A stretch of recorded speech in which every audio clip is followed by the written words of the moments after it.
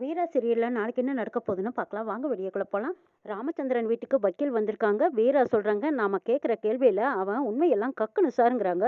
ஆமா சார், நம்ம கேட்குற கேள்வியில அவன் உண்மையை சொல்லணும். நம்ம மாறனை நம்ம எப்படியாவது வெளியில கொண்டு வந்துடணும்.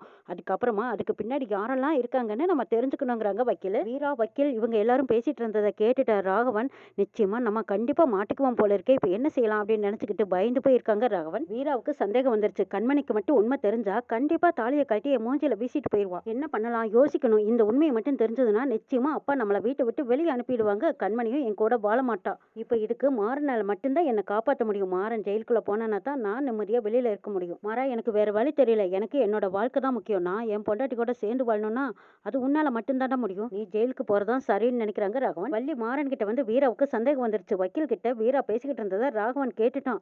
அதுக்கப்புறம் அவன் முகத்துல அவ்வளவு ஒரு பயம், அவ்வளவு ஒரு பதட்டம்டா. எனக்கு என்ன செய்யறதுனே தெரியலங்கிறாங்க வள்ளி. இந்த வீரா இந்த விஷயத்தை விடமாட்டா போல இருக்கு. ராகவன் இப்ப எங்க போயிருக்காங்கிறாங்க. அவர் ரூமுக்கு தாங்கிறாங்க. ரூமுக்கு போய் வள்ளியும் மாறனும் கதவை தட்டுன்னு தட்டுறாங்க. வள்ளியும் மாறனும் குரல் கேட்டதுமே ராகவன் படப்படன்னு எழுந்திரிச்சு ஓடி போய் கத்தி எடுத்துக்கிட்டு மாடிக்கு போயிடுறாங்க. மாடியில இருந்துகிட்டு மாறனுக்கு போன் பண்றாங்க.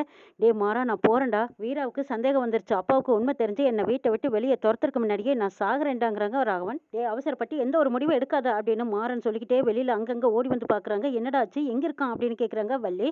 அவன் எங்க இருக்கான்னு தெரியல, சூசைட் பண்ணிக்கிறேன்னு மட்டும்தான் சொன்னாங்க அப்படிங்கிறாங்க. அப்படியா, இங்கங்க எங்கேயுமே இல்லையடா, அப்ப எங்க தான் போயிருப்பான்னு தெரியலங்கிறாங்க. அப்போ மாடிக்கு தான் போயிருப்பான், வாத்த போய் பார்க்கலாம் அப்படின்னு மாறனும் வள்ளியும் அவசரமா மாடிக்கு ஓடி பாக்குறாங்க. ராகவன் மாடியில கையில கத்தியோட வச்சுக்கிட்டு மாறனும் வள்ளியும் வர்றாங்களா அப்படின்னு படிக்கட்டை எட்டி பாக்குறாங்க. அவங்க ரெண்டு பேரும் அவசரமா பதட்டமா ஓடி வரதை பார்த்த ராகவன் மறுபடியும் கையில இருக்கிற கத்தியை கழுத்துக்கு நேரா வச்சுக்கிட்டு சாகரேன்னு நடிச்சுக்கிட்டு நிக்கிறாங்க. இதை பார்த்தா மாறனும் வள்ளியும் ஓடி வந்து, டே ராகவா, அவசரப்பட்டு எந்த ஒரு முடிவும் எடுத்துடாத, முதல்ல கத்தியை கீழே போடுன்னு பதறாங்க. பெரிய போராட்டத்துக்கு அப்புறமா மாறன் ராகவன் கையில இருந்த கத்தியை பிடுங்கி வீசுறாங்க. மாறன் ராகவனை பலார்னு ஓங்கி ஒரு அறை விடுறாங்க. ஏன்டா இப்படி எல்லாம் பண்ணிட்டு இருக்கீங்க, ஏன்டா வீட்டுல யாருமே நிம்மதியா இருக்கவே மாட்டீங்களா அப்படின்னு வள்ளி ஒரு பக்கம் அழுகுறாங்க. உனக்கு என்ன பைத்தியம் பிடிச்சிருக்கான்னு கேக்குறாங்க மாறன். டே மாறா, நான் செத்துறேன்டா. அப்பாவுக்கு மட்டும் உண்மை தெரிஞ்சா நிச்சயமா என்ன உயிரோடவே விட மாட்டாரு. அதுக்கு முன்னாடியே நான் செத்துறேன்னு சொல்றாங்க ராகவன். ஏன்டா சாகருக்கா நான் இவ்வளவு கஷ்டப்பட்டேன், ஏன்டா இப்படி எல்லாம் பேசிட்டு இருக்கேன்னு மாறன் கேக்குறாங்க. ஆமாண்டா, அப்பாவுக்கு மட்டும் இந்த உண்மை தெரிஞ்சா நிச்சயமா என்ன வீட்டுல வச்சுக்க மாட்டாங்க. அடுத்தது கண்மணி என் கூட வாழவே மாட்டாடா. நான் சாகரதான் சரிங்கிறாங்க ராகவன். அட்டே, என்ன விட்டு நான் சாகுறேங்கிறாங்க ராகவன்.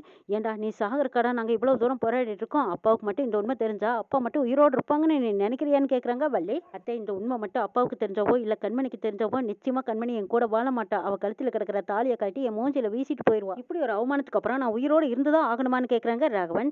டே ராகவா, நீ அவசரப்படாதடா. உனக்கு அந்த அவசர புத்தி தான் பிரச்சனையில மாட்டிக்கிற. உன்னை மாட்டி விடணும்னு நினைச்சிருந்தா நான் எப்பவே உன்னை மாட்டி விட்டுருப்பேங்கிறாங்க மாறன். டே, நீ என்னை மாட்டி விட மாட்டேன். வீரா என்னை கண்டுபிடிச்சிருவாளே, நான் என்ன பண்ணட்டுங்கிறாங்க ராகவன்.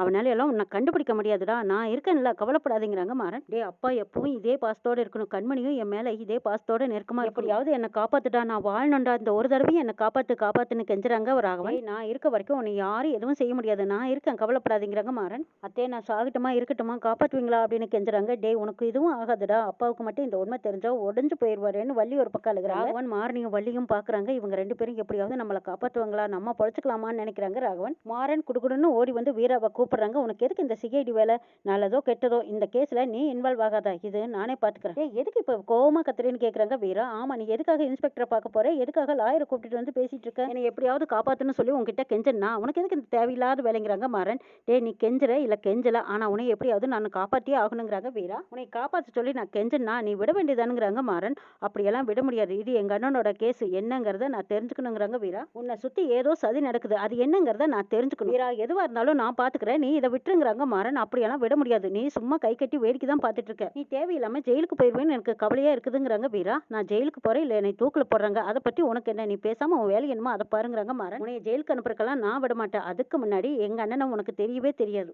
எங்க அண்ணனுக்கும் உனக்கு முன்பகை எதுவுமே கிடையாது. ஆனா சம்மந்தமே இல்லாம எங்க அண்ணனோட ருத்ராஜும் உன்னோட ரூம்ல இருக்கு. உனக்கு பின்னாடி நின்றுக்கிட்டு யாரோ பெரிய பிளான் பண்ணிட்டு இருக்காங்க. இங்க பாரு, நீ அடிச்சாலும் சரி, எனக்கு கொன்னாலும் சரி, நான் இதுல இருந்து பின்வாங்க மாட்டேங்கிறாங்க வீரா. தப்பு செய்யாத நீ தண்டனை அனுபவிக்க நான் விடவே மாட்டேங்கிறாங்க வீரா. வீரா, நான் சொல்றத கேளு, நீ இதுல இன்வால்வ் ஆகாத, என்ன விட்டுருங்கிறாங்க மாறன். முடியவே முடியாதுன்னு பிடிவாதமா நிக்கிறாங்க வீரா. சரிடி, இப்ப சொல்ற, உங்க அண்ணனுக்கு எனக்கு முன்விரோதம் இருந்தது உண்மைதான். நான் வேணும்னு தான் உங்க அண்ணன் மேல கார ஏத்தினேன். இந்த கேஸை நீ என்னதான் ஆழ்ந்து பார்த்தீங்கன்னாலும் இந்த உண்மைதான் வெளியே வரப்போகுது. அதுக்கு முன்னாடியே நான் உங்ககிட்ட சொல்லிட்டேங்கிறாங்க மாறன்.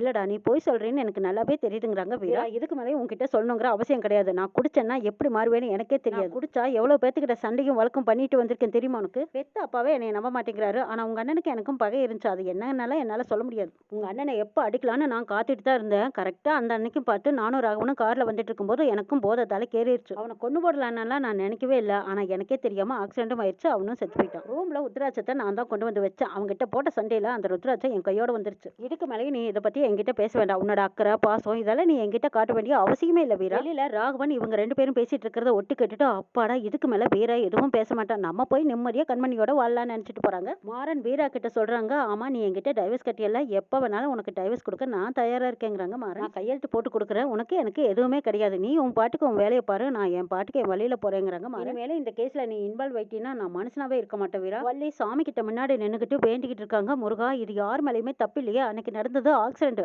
அந்த ஆக்சிடென்ட்டுக்காகத்தானே அந்த வீட்டு பிள்ளைங்களுக்கு என் பசங்க 2 பேரும் வாழ்க்கை கொடுத்து சந்தோஷமா நிம்மதியா வச்சிருக்காங்க. இருந்தும் பிரச்சனை தீரவே இல்லையே. ஒரு நாள் சந்தோஷமா இருந்தா அடுத்த நாளே பிரச்சனை வந்துடுது முருகா. எல்லா பிரச்சனையும் முடிஞ்சதுன்னு நிம்மதியா கோர போனா அடுத்த நாளே கேஸு ஜெயிலு கோர்ட்டுன்னு இப்படி அலைய வேண்டியதா இருக்கு. கழுத்துல கத்திய வச்சுக்கிட்டு செத்து போறேன்னு அழுகுறான். இன்னொருத்தன் அவனுக்காக ஜெயிலுக்கு போறேன்னு குதிக்கிறான். இதையெல்லாம் பாக்குறக்கா முருகா நான் இருக்கேன். முருகா நீ சாமி தானே, இதையெல்லாம் காப்பாற்ற கூடாதா? உனக்கு என் உயிர் வேணும்னாலும் எடுத்துக்கோ முருகா. என் பிள்ளைகளை நீ நிம்மதியா வச்சிரு. உன்னை விட்டா எனக்கு யாரு இருக்கா முருகா?